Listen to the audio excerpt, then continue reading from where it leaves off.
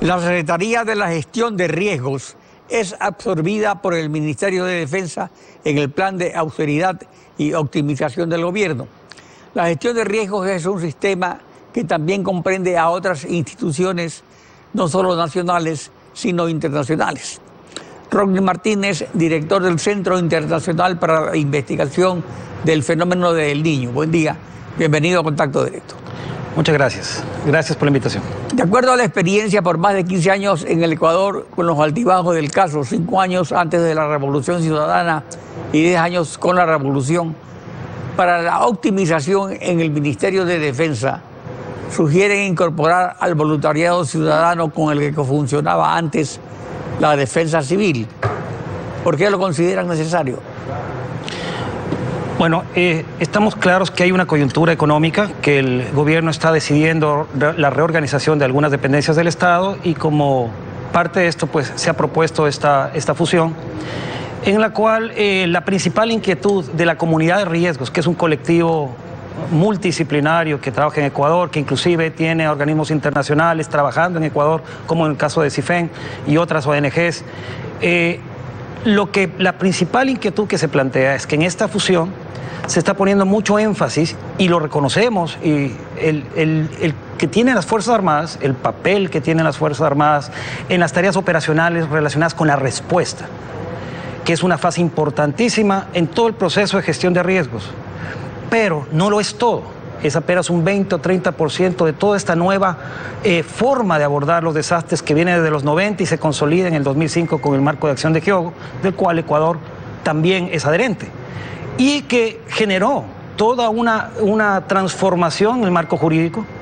En la Constitución, en los artículos 389, 390, hay un reconocimiento explícito de la gestión integral de riesgo como modelo de desarrollo para el país. De ahí se deriva el COTAD, de ahí se deriva la Secretaría Nacional de Gestión de Riesgo, para justamente abordar lo nuevo.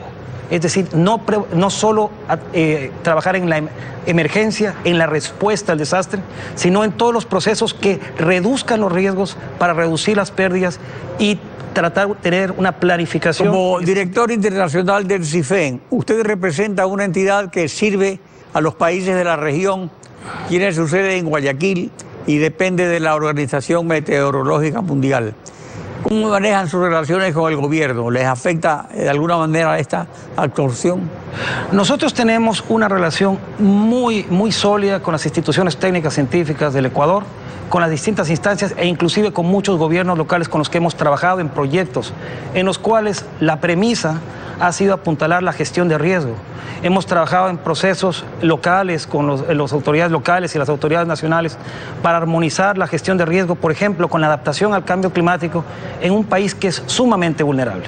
Entonces, más que afectarnos, compartimos la preocupación del colectivo nacional de expertos en el tema respecto a las implicaciones que pueda tener esta fusión, especialmente en la componente de la gestión prospectiva, correctiva del riesgo, que implica una institucionalidad fuerte para coordinar ministerios y establecer los nexos correspondientes con los gobiernos locales. Lo cual, por ejemplo, no hubo con el Ministerio de Defensa. Se notó al comienzo, con el terremoto de Manabí, por ejemplo. Realmente yo creo que esta es la coyuntura y la oportunidad para replantearse el Sistema Nacional de Gestión de Riesgo, y que esta sea la oportunidad. Y de hecho el colectivo de Ecuador por gestión de riesgos lo que quiere es sostener un diálogo técnico, porque la motivación de todo esto es absolutamente técnica en el sentido de las consecuencias que puede tener, por ejemplo, poner a una entidad tan importante en una subsecretaría o bajo la dependencia de un Ministerio de Defensa, que por su naturaleza vertical, como tiene que ser, con reconocida experiencia por sus Fuerzas Armadas en tiempos de paz y de conflicto, no puede abordar temas que son de tipo transversal y más bien de construcción social, con mucha interacción con todos los sectores, inclusive los financieros.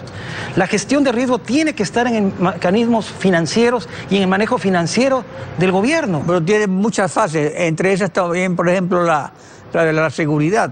Por ejemplo, el sistema 911, de alguna manera funciona también independientemente de las Fuerzas Armadas. Esa es una muestra del proceso que el país ha seguido desde el 2008, en el cual realmente se ha logrado un camino muy valioso, que no ha tenido la velocidad deseada, que hay que replantearlo, que hay que revisitarlo para ver dónde están todavía las fallas o las debilidades, que necesitamos una ley de gestión de riesgos, pero definitivamente la gran inquietud que tiene la colectividad de expertos en este tema en el país y en la comunidad internacional que trabaja en Ecuador es que no se vaya a perder el camino recorrido y no se tome una decisión que pueda desaparecer todo ese camino recorrido, porque dejaría a Ecuador en condiciones de vulnerabilidad institucional, que se sumaría a la vulnerabilidad que ya se tiene en el país frente a las amenazas naturales, de las cuales nosotros tenemos prácticamente todas. ¿Por qué le preocupa al CIFEN el nuevo destino de la Secretaría de Riesgos? ¿Qué es lo que más se podría aprovechar de la experiencia de la Secretaría de Riesgos? Nosotros como CIFEN trabajamos en las plataformas regionales y globales de gestión de riesgo de desastres junto con las Naciones Unidas. Y nosotros hemos visto realmente con muy buenos ojos todo el proceso que se ha venido siguiendo en el Sistema Nacional de Riesgo con la descentralización de la gestión de riesgo y este esquema subsidiario de la gestión de riesgo. Falta mucho por hacer, pero si hay un cambio en la institucionalidad drástico, esto puede quedar afectado e interrumpido, e inclusive podríamos volver a un modelo en el cual reducimos la gestión de riesgo exclusivamente a la respuesta. El ECU 911 es una muestra de que se ha progresado. Se ha progresado en el país. Hay una comunidad de expertos que antes no había, hace 10 o 15 años, no había profesionales en gestión de riesgo. Hoy por hoy el país y sus universidades han generado todo un grupo de profesionales. Pero eso tiene operatividad, por ejemplo, en el asunto de la seguridad. El 911 tiene una serie de cámaras de vigilancia, de cosas, pero resulta que continúan los asaltos, continúa la inseguridad, que eso pues, no está dentro de los riesgos que ustedes manejan, que son más bien unos riesgos de la naturaleza. Pero a veces como que hay un desfase también entre la parte, digamos, ejecutora con la parte esa de la programación, del estudio, del análisis, del diagnóstico.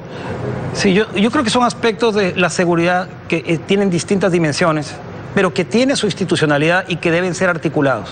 Y que esta reflexión y esta optimización que ha dispuesto el gobierno nacional en Ecuador, pues sea la oportunidad justamente para articular todo lo que ha funcionado bien, corregirlo y de alguna manera que se refuerce la política nacional, la política de Estado, de una estrategia de desarrollo basada en gestionar los riesgos de forma preventiva, en su crecimiento, que el desarrollo vaya de la mano con la prevención de desastres para evitar, asimismo, que las inversiones que se están planeando atraer no salgan porque no encuentran un esquema de gestión de riesgos institucionalizado y fuerte en el país. La Alianza para el Pacífico exige a sus miembros que tengamos gestión integral de riesgos como uno de los esquemas que dan seguridad a las inversiones y al desarrollo sostenible. Y la reflexión es que lo que se pide y lo que pide la colectividad en Ecuador, y a la cual nos hacemos eco, es que haya un diálogo técnico para que puedan las autoridades nacionales escuchar a sus técnicos y tener la mejor decisión en beneficio del Ecuador. Rodney Martínez, director del CIFEN, gracias por su participación en Contacto Directo. Estefi. Concluimos así esta emisión. A ustedes también gracias por su sintonía. Y mañana continuamos en Contacto Directo, rayando la desinformación.